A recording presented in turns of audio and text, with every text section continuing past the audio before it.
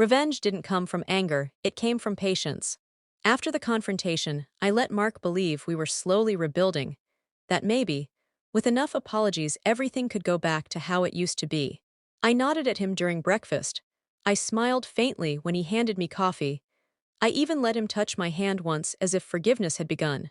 All the while behind that calm exterior, I was quietly gathering everything I needed to ensure the betrayal couldn't be hidden any longer. I contacted an attorney to understand my options, carefully sharing the timeline screenshots and notes I had meticulously compiled. "You have a very strong case," she said, reviewing my files. "Not just for legal purposes but also to protect yourself if things get messy. This is thorough." I nodded. "Good. That's what I want. I want them to face the consequences but without unnecessary drama." One day as I reviewed messages for the umpteenth time, a thought struck me. Lena had a fiancé, someone who trusted her completely. And yet here she was betraying both me and him. That was a lever I could use, not cruelly but truthfully. I didn't contact him immediately. I waited for the perfect moment. Mark was obsessed with his promotion at work, and I realized that timing would be critical. If I struck too soon, my plan would unravel.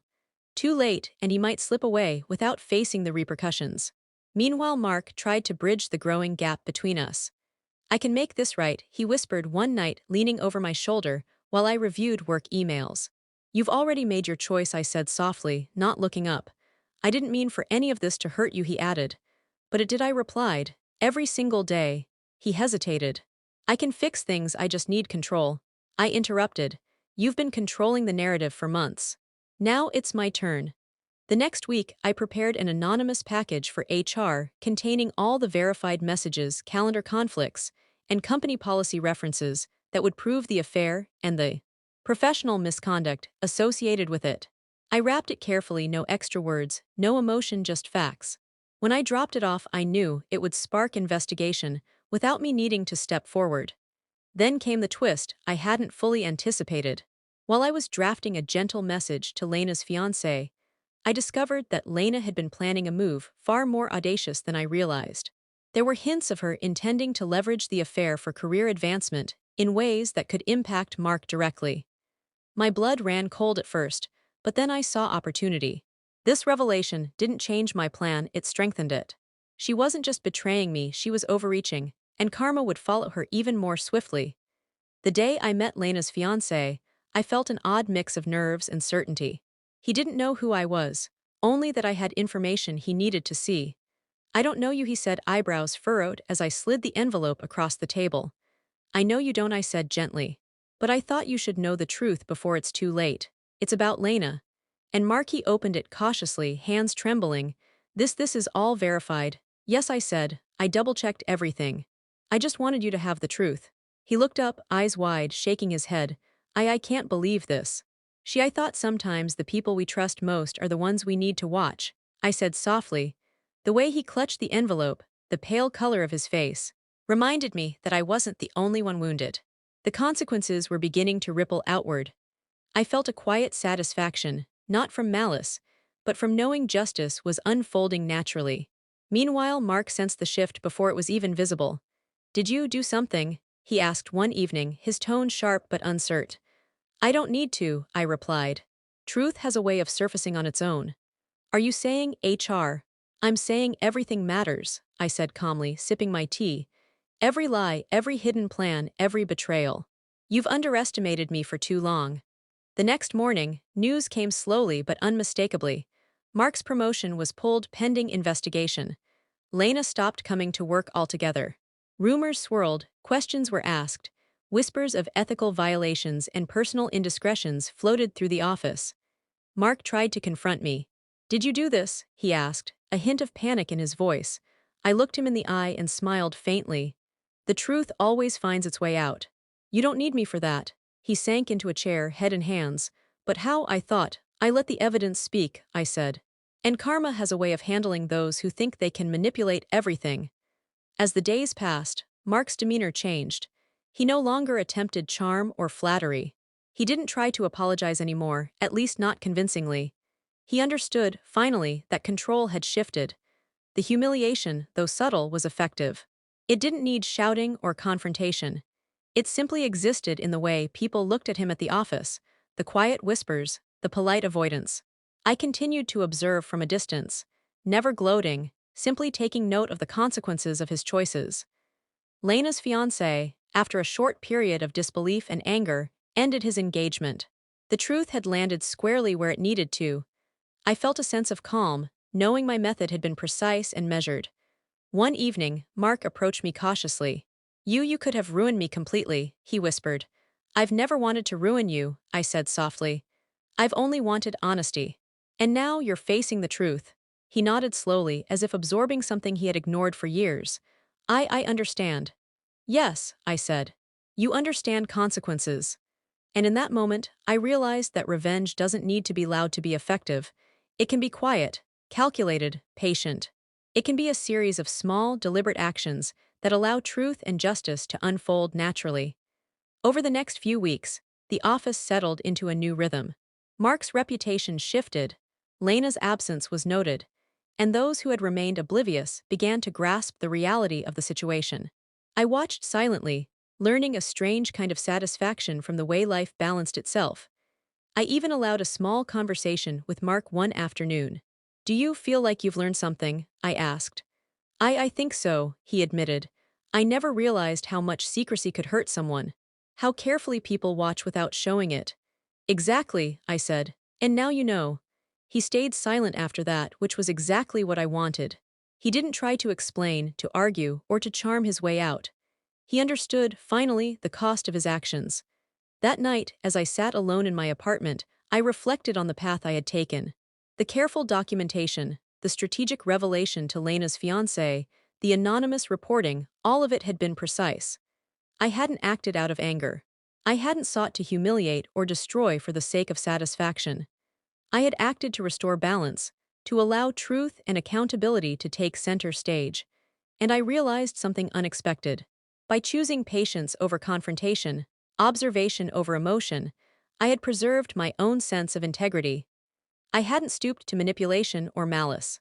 I had simply allowed the consequences of betrayal to manifest naturally. The twist in the tale, the revelation about Lena's audacious plans, had made me even more certain of the power of timing. Had I acted too soon, she might have escaped scrutiny. Had I hesitated too long, Mark could have maneuvered out of reach. But every careful step had paid off. I whispered to myself as I closed my laptop, "Patience is not weakness. Silence is not ignorance." And revenge, when measured with precision, can be as quiet as the truth itself. For the first time in weeks, I felt a strange sense of peace. The consequences were unfolding. Karma, in its quiet way, was doing the work that needed doing. Mark had learned. Lena had learned. And I had learned, most importantly, that true justice doesn't need theatrics. It needs clarity, observation, and the willingness to act at the exact right moment. The power had shifted permanently, and they both knew it. And yet, as I sat in the stillness of my apartment, I realized that the final act, the closure, the ultimate reckoning, was still ahead. Because while consequences had begun to manifest, the full weight of truth had not yet settled completely. I smiled faintly, feeling the tension of weeks start to release. The stage was set. The players had moved. And soon, everything would reach the conclusion it deserved. The reckoning wasn't over. It was only beginning. Karma arrived quietly, like everything else in this story. By the time the office settled into a new rhythm, Mark wasn't fired, but his reputation had shifted in subtle yet permanent ways. He no longer commanded the same respect from colleagues. Whispers followed him down the hallway, polite nods replaced smiles, and invitations to casual lunches disappeared. It was as if the air itself carried the knowledge of his choices, and every step he took reminded him that deceit leaves traces. Lena's engagement had ended, her absence from work noted with hushed curiosity. She avoided eye contact whenever our paths crossed, and I could see the unease in her posture, the tightness around her shoulders. There was no dramatic confrontation, no loud accusations, just a quiet, pervasive acknowledgement that the consequences of her actions had arrived. I felt no triumph, only a calm satisfaction, because justice, when allowed to unfold naturally, carries a weight far stronger than humiliation ever could. I filed for separation with clarity instead of rage. Mark came into the apartment one evening, holding flowers, and attempted one last apology. I know I hurt you, he said, his voice tentative, and I'm sorry, I never meant for it to go this far. I looked at him, calmly setting my teacup on the table. I know what you meant, I replied. But intention doesn't erase consequences. You've faced them, and now it's time to accept them fully. He lowered his head, swallowing hard. I just thought I could fix it. That maybe you'd forgive me. Forgiveness isn't about making me feel better, I said softly. It's about accountability. You've been accountable, you've faced the truth. That's what matters. I didn't realize, he trailed off, unable to finish the sentence. You didn't, I said gently, and that's why this happened. You didn't consider the weight of secrecy, the cost of betrayal. I did. The apartment was silent except for the faint hum of the refrigerator. I felt the calm that comes when the storm has passed, when the tension of weeks and months finally loosens its grip. Mark's eyes lingered on me, searching for some reaction I no longer had. He saw only the clarity in my gaze, the quiet strength that came from enduring and observing, from letting the truth rise instead of chasing it with anger. Healing began when I chose honesty over fear. I didn't expose them to humiliate or punish. I exposed them because lies cannot sustain themselves, and the burden of carrying deceit falls heaviest on the betrayers. I moved into a smaller place, a space that felt like mine for the first time in over a decade. The walls were quiet, the light soft, and I slept better than I had in years. Each night, I reminded myself that the secret I had carried, the evidence I had gathered, and the patience I had practiced, had not only preserved my dignity, but also allowed the natural course of justice to take hold. Mark tried to salvage what remained of our life together. Do you think we can ever be friends? He asked cautiously one afternoon, glancing at me over the edge of the table. I shook my head softly. Not friends, but I can respect that the truth has been revealed and that accountability has been met. He nodded, a trace of relief mingled with regret. I understand. I hope you do, I said. Understanding is the first step toward real change. In the weeks that followed, life settled into a new rhythm. Mark adjusted to the quiet consequences at work. Lena retreated from the circles she once navigated confidently, and I allowed myself to step fully into my own life. I discovered small joys in routines I had neglected, friendships I had overlooked, and passions I had set aside. It was a reminder that survival is not simply enduring. It is reclaiming the parts of yourself that betrayal seeks to suppress. One evening, I sat by the window, watching the city lights flicker in the distance. I reflected on the journey, the quiet months of observation, the meticulous gathering of evidence, the strategic release of information, and the way karma had unfolded with its own rhythm. I realized the most important lesson: revenge does not need to be loud or malicious. Justice can manifest quietly, deliberately, and inevitably. Mark never begged again, never tried to manipulate the situation, never assumed he could escape the weight of his choices. Lena avoided me entirely, as though my mere presence reminded her of the accountability she could not evade. I didn't gloat. I observed, understanding that the universe has a way of balancing scales without interference. The power of truth, patience, and deliberate action had been enough to restore equilibrium. And then I understood that the secret I had carried for so long had not been a burden but a preparation. It taught me patience, discernment, and the importance of choosing when to act. It taught me that silence can be a weapon, observation a shield, and calculated patience, a form of justice far stronger than rage. I also met with a financial advisor. He reviewed the bank statements and shook his head slowly. They moved money carefully, he said, but not carefully enough. I asked, can it be stopped? He said, some of it already has been. Hearing that felt like breathing after being underwater. I spent nights organizing emails, highlighting dates, printing copies. One message from Rachel stood out. She wrote to Mark, once she agrees to sell, we'll be untouchable. I read that line again and again, agree to sell. That was their plan, and that was where I would step in. I decided to give them exactly what they thought they wanted. I called Mark and said, we should meet. He sounded surprised. You want to see me? He asked. I said, for Lily's sake and maybe closure. He agreed immediately. I told him Rachel should come too. There was a pause, then he said, if that helps. We met at a quiet cafe halfway between our homes. When they arrived together, my stomach tightened, but my face stayed calm. Rachel avoided my eyes. Mark said, you look tired. I said, so do you. We sat, I let silence stretch. Finally, Rachel said, "I'm sorry." I nodded slowly. "Sorry for what?" she whispered. "For everything." Mark added, "We never wanted to hurt you." I looked at them and said, "I just want honesty now." That was all it took. They talked too much. They explained how it started, how lonely Mark felt, how Rachel felt misunderstood in her marriage. I listened, nodding, asking small questions. "When did you open the account?" I asked. Mark said, "Last year." Rachel added, "It was just for planning." I asked, "Planning what?" She hesitated, then said, "A future." My phone recorded every word from my purse. At one point, Mark said, "Once the house is sold, it will be easier." I looked at him and said softly, "You already talked to a realtor." He said, "We were just exploring options." I smiled faintly. Of course. After the meeting, I went straight to my lawyer. "They admitted it," I said. She smiled slightly. "Good," she replied. That same week, we filed emergency motions. Accounts were frozen.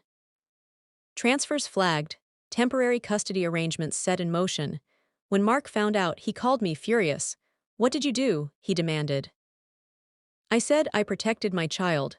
He said, "You promised you wanted peace." I replied, "I promised honesty." Rachel sent me a message. "You tricked us," I wrote back. "You underestimated me." That was the last message I sent either of them directly. The twist came quietly, not with shouting, but with planning.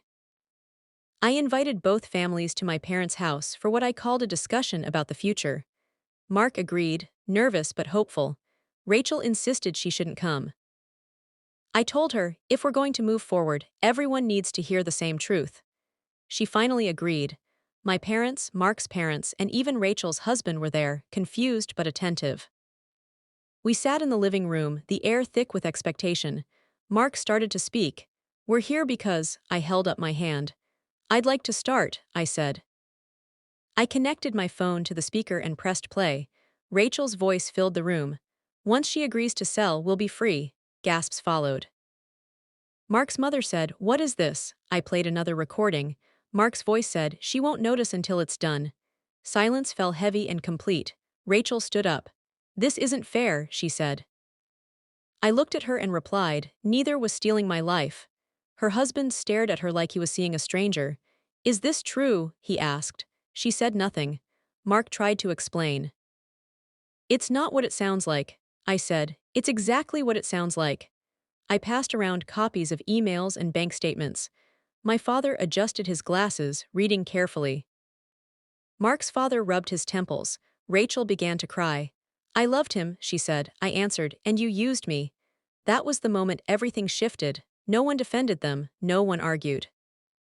The truth stood on its own, solid and undeniable. Mark looked at me, his eyes wide. "You planned this," he said. I replied, "You planned worse." He whispered, "I didn't know you were capable of this." I met his gaze. "You never really knew me," I said. When they left, the house felt strangely calm. My mother hugged me and said, "I'm proud of you." Mark's mother whispered, "I'm so sorry." Rachel's husband walked out without looking back. That night, I sat alone in my childhood bedroom, listening to the quiet. I wasn't celebrating. I wasn't gloating. I felt something steadier than happiness. I felt control returning. The final consequences hadn't arrived yet, but they were already in motion.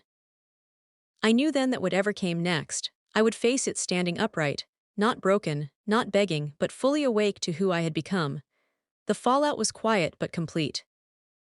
It didn't arrive with shouting or public humiliation, just the slow, inevitable consequences of truth and careful planning. Mark lost his job once the financial investigation reached his employer. His employer had been understanding about the earlier personal issues, but the joint account transfers and the forged signatures left no room for excuses. Rachel's reputation suffered too. Her husband filed for separation, and word got out through family and mutual friends. People who once admired her cautious charm suddenly saw the manipulation and deceit beneath it. It wasn't dramatic, it was methodical and undeniable. I stayed out of gossip, but I watched as the weight of their own actions settled over them. I had no desire for revenge through anger. I had achieved something far more powerful: justice without rage. My lawyer handled the legal consequences. ensuring that the stolen money was returned as much as possible, and that Mark and Rachel were held accountable without me lifting a hand to attack. I sold the house on my own terms, turning a place that once held betrayal into a fresh start. I found a smaller home, one where Lily's laughter could fill every corner without reminders of past lies. Decorating it, arranging books and toys, I felt control return in small, tangible ways.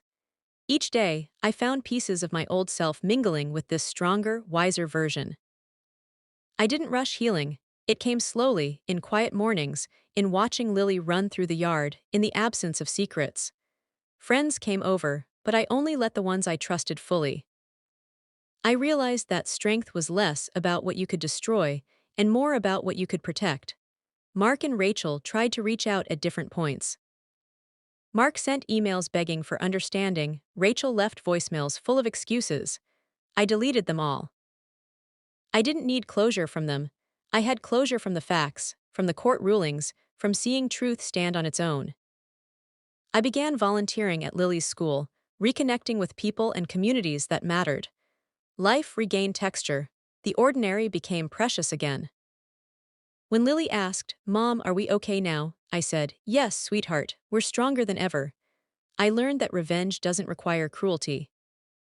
It requires clarity, patience, and letting consequences unfold naturally. Watching them face the reality they tried to bury was enough. I didn't win by destroying them. I won by refusing to stay silent or small. Betrayal takes everything only if you allow it. Truth has a way of returning, even when people hide behind lies and comfort stolen from others. My story is a reminder that justice doesn't need to be loud, and closure doesn't need rage. Sometimes it arrives in quiet persistence, in protecting yourself and those you love, and in letting the truth do its work while you reclaim your life. I share this because anyone who's been broken must know survival is possible, and strength is measured in the calm reclamation of what is rightfully yours. Thank you for listening to my story. What I went through wasn't just about betrayal. It was about realizing how easily trust can be broken and how quietly truth can return. I want you to understand that revenge isn't about anger or spectacle. It's about patience, strategy, and protecting yourself and the ones you love. Sometimes the people we trust most will let us down, but that doesn't mean we lose ourselves. I rebuilt my life by staying calm, gathering proof, and letting consequences unfold naturally.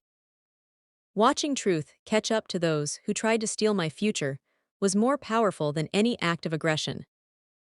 I hope my experience shows that even after betrayal, it's possible to reclaim control, find justice, and create a life filled with honesty, strength, and peace. Remember, protecting your heart and standing firm can be the ultimate victory.